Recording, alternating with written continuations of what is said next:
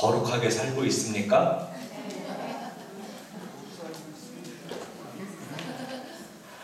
예수님께서 거룩하신 것처럼 여러분도 거룩한 사람이 되기 바랍니다. 아멘.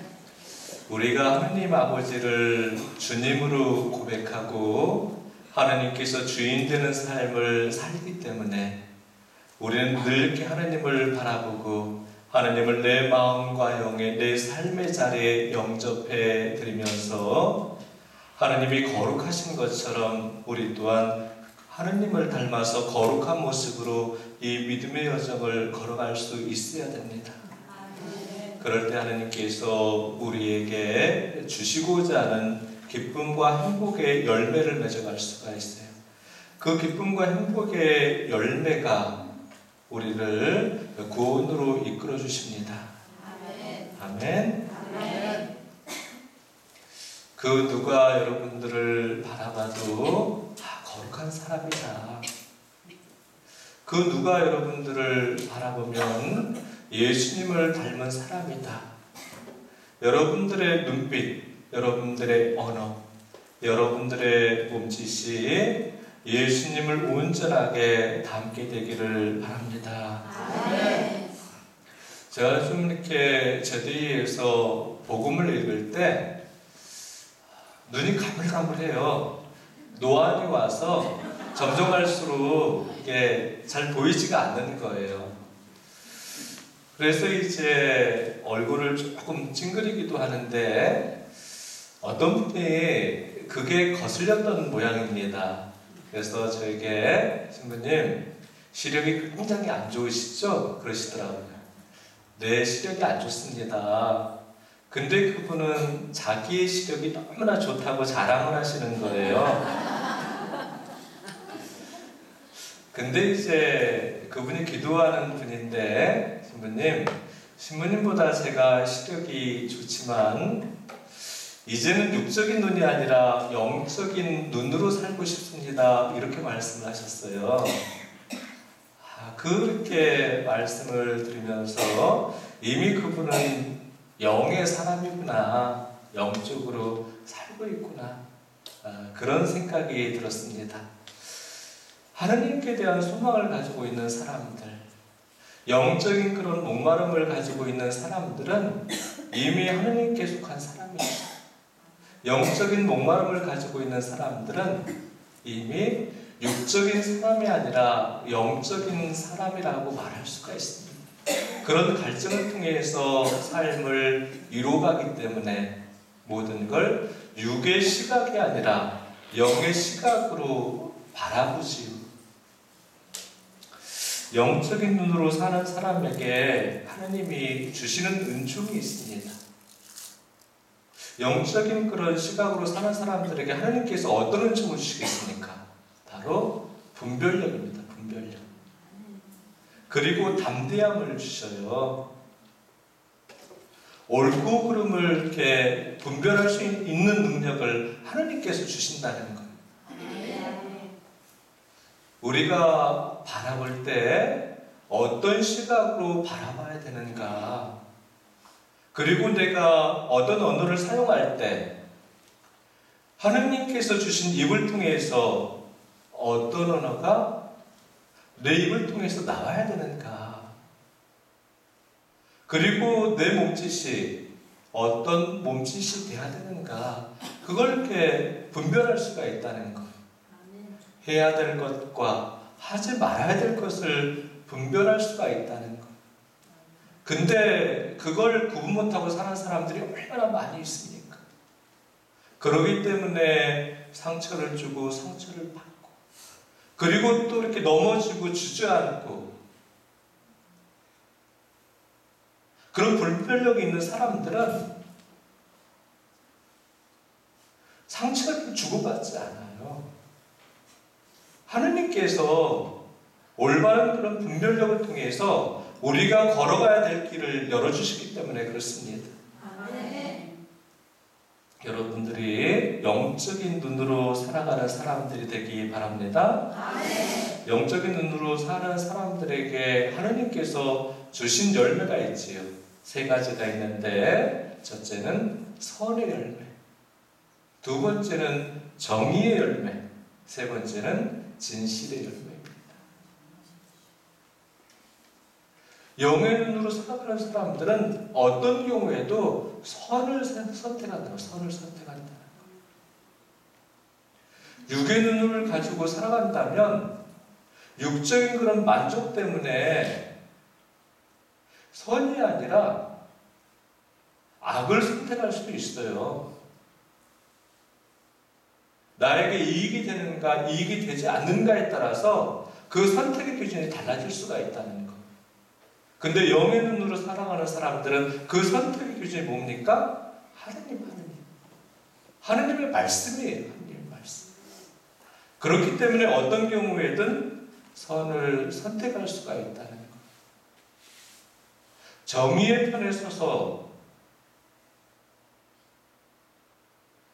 믿음의 어떤 선택을 해나갈 수가 있어요. 불의에 맞서서 정의로운 그런 어떤 모습으로 많은 사람들과 함께 나갈 수가 있어요. 진실된 모습으로 살아갈 수가 있죠. 이선과 거짓을 내려놓을 수가 있어요. 항상 하느님이 함께 하시기 때문에 그리스도의 빛으로서 삶을 열어갈 수가 있다는 거예요. 어떤 분들은 저에게 그런 말씀 하실 것 같아요. 신부님이 말씀하시는 것처럼 영적인 눈으로 살고 싶습니다. 근데 그게 잘 되지 않습니다. 노력을 끊임없이 하는데 노력을 하면 할수록 얼마나 쉽게 허물어지는지 모릅니다. 자꾸 넘어지고 또 넘어지게 됩니다. 그런 말씀을 하실 것 같습니다. 우리가 영적인 눈으로 살고 싶은데 왜 자꾸 걸려 넘어지는가? 그 이유가 있죠. 죄로부터 우리가 자유롭지 않기 때문에 그렇습니다. 첫 번째로. 죄로부터 자유로워져야 돼요. 죄의 올가미로부터 우리가 해방될 수 있어야 된다는 거예요. 죄로부터 자유로워지기 위해서는 어떻게 해야 되는가? 하느님께서 우리에게 주시는 은총을 받아들여야죠. 죄로부터 자유롭게 하기 위한 하느님께서 우리에게 주시는 은총이 뭔가? 성사입니다. 성사. 고백 성사. 우리 신학생들은 한 달에 한 번씩 의무적으로 고백 성사를 보게 합니다. 의무예요, 의무. 우리 신자분들은 1년에 판공성사를 몇 번 봅니까? 부활하고 성탄 때 보죠. 그죠? 너무 이렇게 성사를 안 보니까 너무 하느님께서 주시는 은총을 받아들이지 않으니까 어거지로 이렇게 우리 신자분들에게 주려고 교회가 잔치상을 마련한 거예요. 너무 죄에 붙들려 살아가니까, 너무 어둠에 붙들려 살아가니까. 내 안에 죄가 있고 어둠이 있으면 우리 행복해질 수가 없어요. 어둠에 있는 사람이 행복할 수 있습니까? 죄에 붙들려 있는 사람이 행복할 수 있습니까? 행복할 수가 없어요. 성사를 통해서 우리가 내 죄에 대해서 내 안에 있는 여러 가지 불편한 모습에 대해서 하느님께 단죄받기 위해서 우리가 성사를 보는 게 아니죠. 하나님께서 우리를 자유롭게 해주시기 위해서, 우리를 치유하시고 회복시켜 주시기 위해서 주시는 은총이 바로 고백성사입니다. 고백성사. 우리가 하나님의 은총을 받기 위해서는 내 자신의 모습을 숨기면 안 돼요. 하나님께서 우리를 씻어주시잖아요. 그죠? 내 몸과 내 마음과 영을. 때미는 거 좋아하세요? 저는 이렇게 때를 잘 못 밀어요. 목탕 가면 막 간지러워가지고 이렇게 때미는 분이 막 이렇게 만지면 2번 이렇게 했는데 이게 막 미치겠는 거예요. 또 몸을 만지니까. 그래서 잘 하지 못합니다. 때미는 거를 이렇게 좋아하는 우리 시부님들도 있는데, 근데 때밀 때 우리가 몸을 내맡기죠, 그죠? 어떻게 내맡깁니까? 알몸으로 내맡기잖아요. 알몸으로 다 벗고. 근데 입고 이렇게 내맡기면 때가 밀려요? 안 밀려요. 안 밀려. 다 벗어야 됩니다. 알몸인 상태로 내 자신을 내맡길 때 때미는 분이 구석구석 때를 잘 벗겨주세요. 그럼 얼마나 시원합니까? 시원하다고 해요. 그리고 막 이렇게 막 두꺼운 그런 국숟가락이 다 나오잖아요. 이렇게.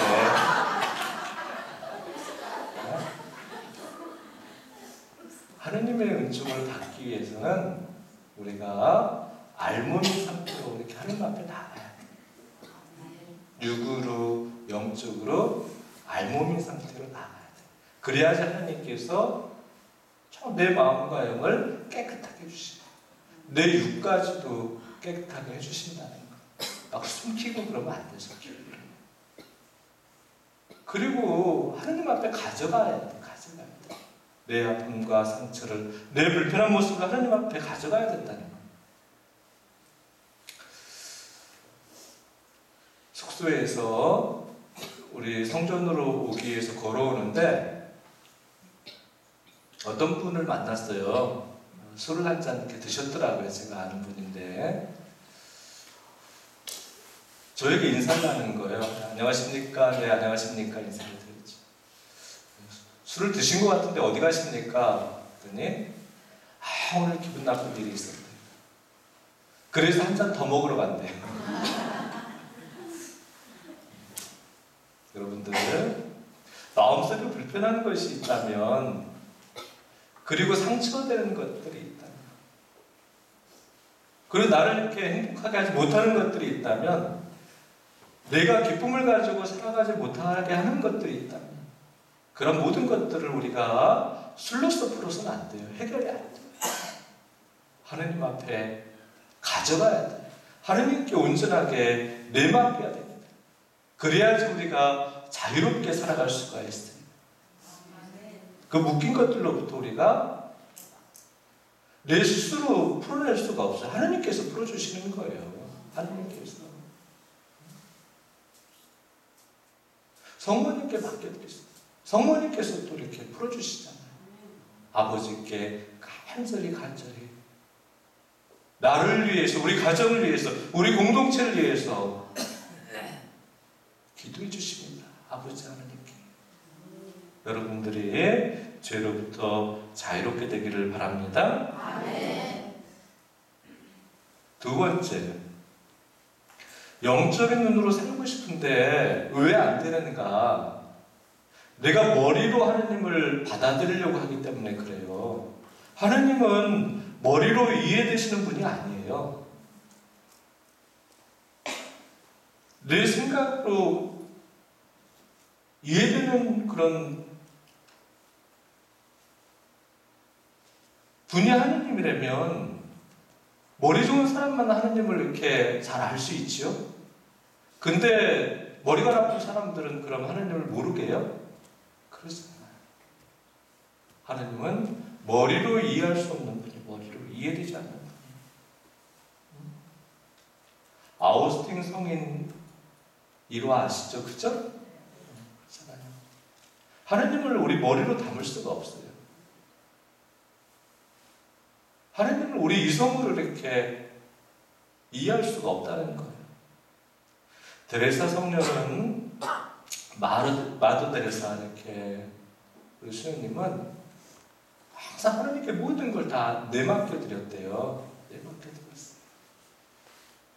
당신의 일을 하면서 계산을 하지 않으셨어요. 계산을 한다면 수녀님이 당신의 일을 해나갈 수가 없지요. 계산이 이렇게 안 되는데 어떻게 일을 할 수가 있습니까?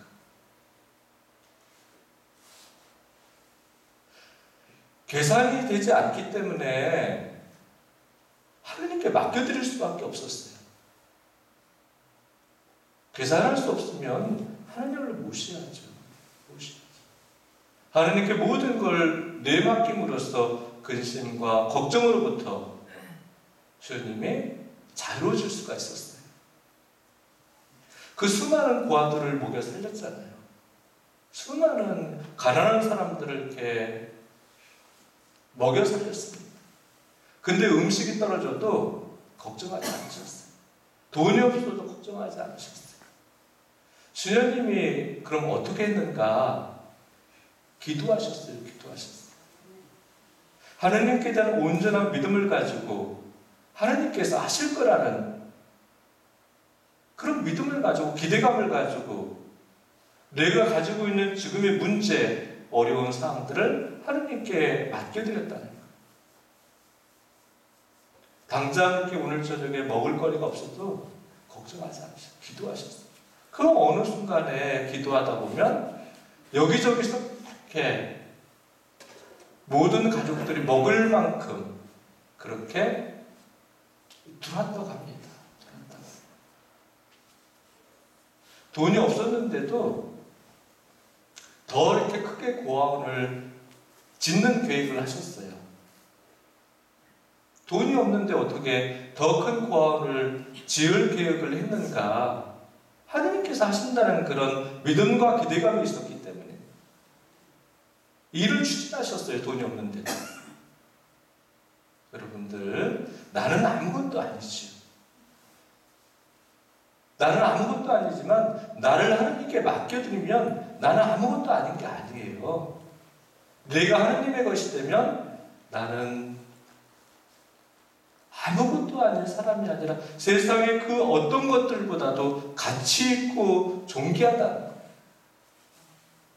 비교할 수 없을 만큼, 가늠할 수 없을 만큼 그렇게 존귀한 존재가 내가 된다는 것. 내가 나로서 머문다면 아무것도 아니죠. 내가 가지고 있는 것들도 마찬가지. 내 것을 하나님께 맡겨드린다면 내 안에 내 것이 있을 때는 아무것도 아니지만 하나님께서 내 것을 가지고 계신다면 엄청난 가치죠.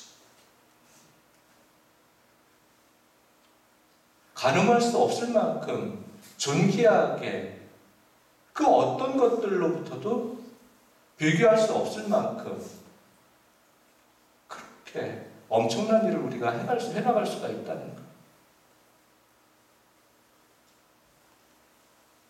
우리의 머리로 이해하려고 한다면 우리는 영적인 눈으로 살아갈 수가 없어요.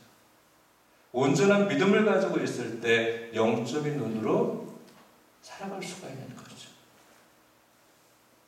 세 번째, 우리의 영적인 눈을 흐리게 하는 것들은 바로 교만이에요. 교만은 하나님께 순종하지 못하게 하잖아요. 교만은 겸손하지 못한 모습이죠. 예수님께서 성부 아버지께 순종하셨기 때문에 겸손한 모습으로 아버지께서 원하시는 뜻을 선택하셨기 때문에 이 구원이, 영원한 생명이 이루어질 수가 있었던 거예요. 예수님께서 우리와 똑같은 인간이셨지만 또한 하나님과 똑같은 분이셨잖아요. 내가 신성을 가지고 있는데 내가 하나님께로부터 나왔는데 그런 생각을 가지고 있으셨다면 아버지의 뜻보다는 당신의 뜻을 선택하려고 그러셨을 것 같아요. 제 생각에.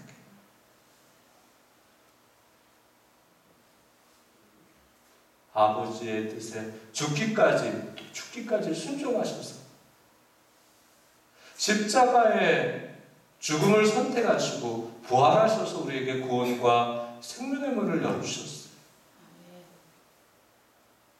겸손한 사람만이, 순종하는 사람만이 구원과 생명의 길로 나아갈 수가 있다는 겁니다.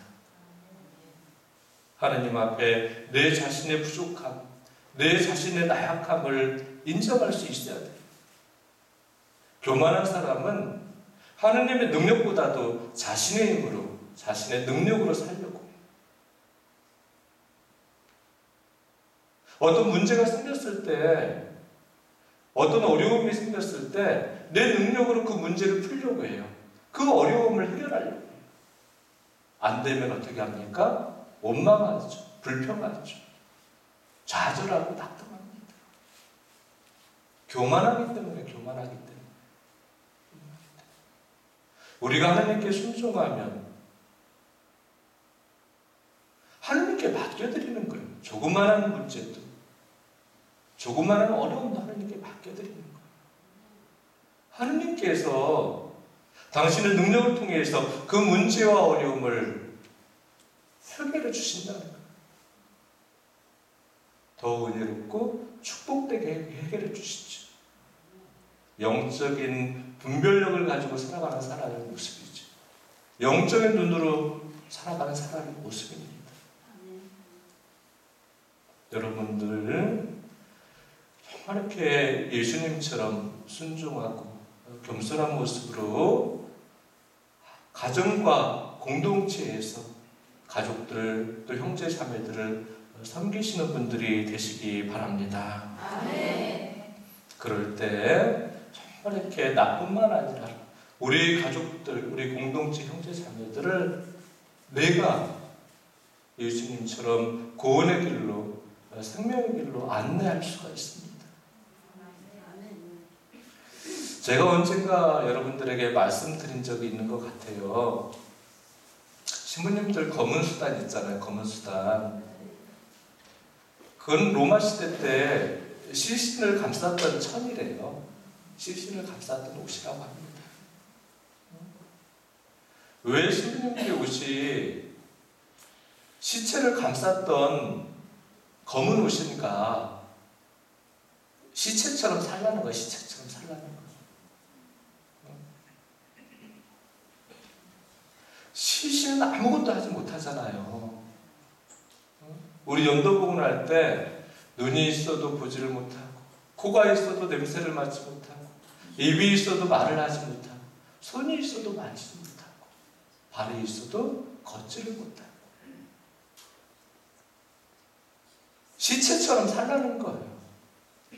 다시 말하면 내가 무엇을 하려고 하지 말라는 겁니다. 하나님께 온전하게 순종함으로써 하나님께서 나를 통해서 당신의 일을 하시게끔 그렇게 봉헌된 삶을 살아가라는 거죠. 사제들만 그러라는 게 아니에요. 여러분들도 마찬가지예요. 하나님께서 당신의 일을 나를 통해서 하시게끔 하나님께 온전하게 내맡기고 의탁하는 사람들이 되라는 거예요. 그 어떤 사소한 것들도 마찬가지. 가정에서, 공동체에서, 내 삶의 자리에서 하나님께서 하실 거라, 하나님께서 하셨다고 그렇게 은혜롭게 여러분들이 고백하게 되기를 바랍니다. 아멘. 네 번째, 우리가 영적인 눈으로 살아가기 위해서는 영적인 의심을 버려야 돼요. 영적인 의심. 우리가 미사 때 사도신경을 이렇게 봉헌하잖아요. 그죠? 하나님을 믿음으로 이렇게 고백해 드리는 거예요. 천지의 창조주 하나님을, 하나님께서 우리를 사랑하셔서 사람이 되셨다는 걸 믿는 거예요. 우리의 어머니 성모님을 통해서 이 세상에 오신 그 하나님을 우리의 주님으로 고백해 드려야 돼요. 나에게 영원한 생명을 주시기 위해서 이 십자가의 고난과 죽음의 여정을 통해서 예수님께서 부활을 하셨다는 것을 우리가 믿어야 된다. 영적인 비전을 가지고 살아가야 된다는 거예요. 영적인 비전을 가지고 살아가야 된다. 하느님 나라에 대한 소망을 가지고 살아가야 된다. 영원한 생명에 대한 믿음을 가지고 살아가야 된다. 그럴 때 우리 영의 눈이 밝아질 수 있다는 겁니다. 영적인 눈으로 살아가는 여러분들이 되시기 바랍니다. 내가 영적인 눈을 가지고 있을 때 하느님을 닮을 수가 있어요. 하느님이 사랑이신 것처럼, 하느님이 자비이신 것처럼 우리 또한 사랑과 자비의 눈으로 형제 자매들과 관계를 맺어갈 수가 있습니다. 내 안에 사랑과 자비가 있을 때 예수님께서 가장 낮은 자리에서 우리를 섬기신 것처럼 우리 또한 섬기는 삶을 살아갈 수가 있습니다. 예수님을 온전하게 닮을 예수님처럼 하느님의 사랑으로 섬기는 삶을 선택해 나갈 때 우리가 구원과 생명의 길로 걸어갈 수가 있습니다. 그런 은혜로운 여러분들이 되시기 바랍니다. 응원하겠습니다.